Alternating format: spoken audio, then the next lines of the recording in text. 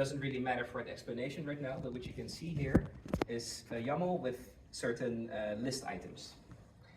And what we wanted for this job is to create one run for every possible permutation of these settings.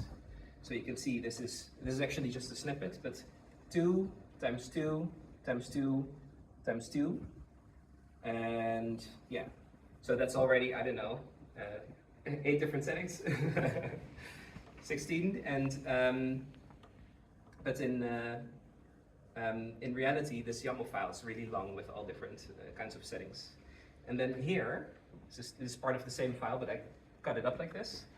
We have a concurrency setting, so a max concurrency of 15. And that's enough for Dagster to know, okay, I need to create a couple of hundred different jobs from this configuration, every possible permutation, but I can run a maximum of 15 at a time.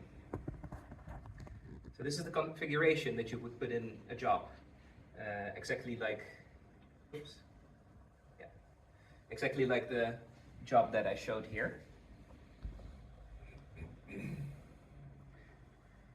But the code to create this parallelization is still really simple. So maybe this could be an operator. Maybe you start with the first line where you generate all the different kinds of permutations from these settings. And then already in the second step, you use a map function to create dynamically, basically all these different kinds of jobs with all the different settings.